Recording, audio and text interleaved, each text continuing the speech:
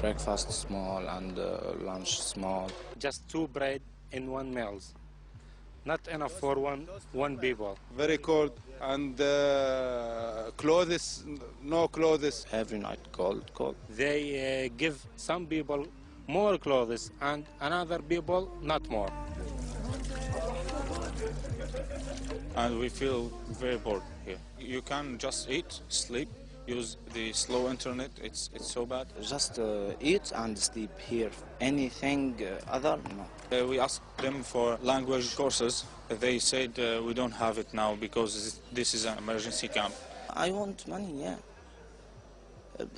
I want money because I want to smoking and tell my mother in the Syria. And the camp service, not good. No service. No service. No service.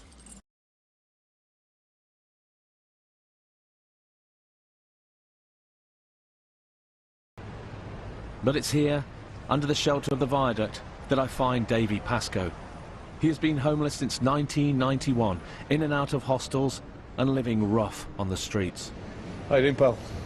You all right? Do you want a fag? Do you want a real one? Yeah, they give you. How long You wouldn't know it to look at him, but Davy, who's 41, comes from a family with a long military history. So 2 sons and the dad, and what about your granddad? Was he in as well? Yeah, he was in the Royal Navy. He was in the Royal Navy? Second World War. So 1, 2, 3 generations of your family serve this country? Yeah. Davy lost contact with his parents and brother and is completely on his own. He has spent years in and out of hostels, but bad experiences have left him unable to trust anyone. A few weeks ago, the few possessions he had were stolen.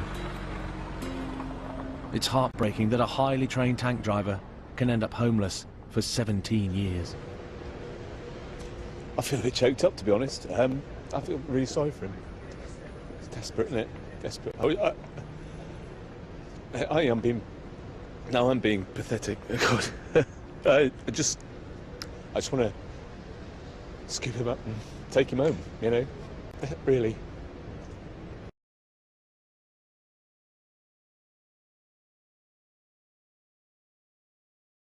For me, immigration is always something that's been close to my heart. My grandparents were Polish and they were refugees. They came over during the Second World War. What did you decide to do? Well, initially I just set up a page on Facebook because that's what you do these days with social networking. So I set up a page, I set up a GoFundMe account, really with the idea of just maybe putting the back seats of the car down, taking a few tents and sleeping bags and jumpers and things like that. Really low key. We thought we might get about £500, so we set the limit. And what's happened? Well, I mean, it's to the point now where we're Wiltshire as opposed to Swindon, Calais, Solidarity. We've got, you know, Chippenham, Malmesbury, Marlborough, Wootton Bassett, Highworth, and the amount of donations that we've received, it's just mind-blowing. It's just mountains and mountains of stuff. This lot was sorted by volunteers in a barn donated by a farmer in Wootton Bassett. And some of it's about to make its way under the channel to Calais. They're bringing the donations here because they've been told it's not safe to deliver them directly into the camp. I'm really frustrated by the fact that we've got to leave them here and they may not get to the camp for such a long time, and it's such a shame. I would like to be able to just take them in there, yeah, definitely. This building is full of donations, most of them from the UK.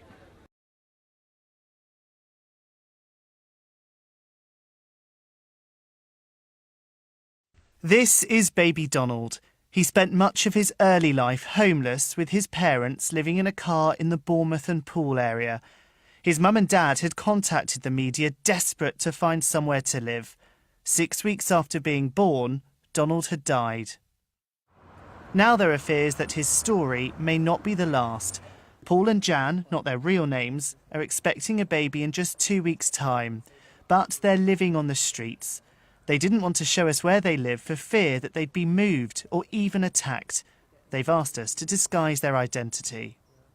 What is that like for you, knowing that you don't have a home to take your baby Horrible. to? It makes me feel that I'm not going to be able to be a mum. I'm not going to be able to give my son the best start in life that he needs. The pair are meeting social services next week to find out what happens to their new baby. Their biggest fear is that he'll be taken away from them. Well, if they haven't got anywhere for us, then he'll be going into care. And how would that make you feel? Horrible. He's my son. I don't want someone else bringing him up. A charity that's helping the pair say homelessness is increasing in the area, and there's at least one other pregnant woman sleeping rough on the streets. They feel so let down. All they ask for is just a room. You know, they don't want a mansion, they don't want a 2-bedroom penthouse, they want a room where mum, dad and baby can be happy. Jan and Paul say they've been told that councils in the area are unable to find them somewhere to live. Local councils say they work to national homeless legislation and guidance. I'm absolutely petrified. I'm looking forward to it, but we need somewhere stable, you know, that's a big concern.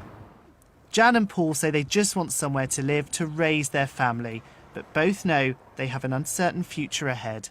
Edward Salt, BBC South Today, Bournemouth.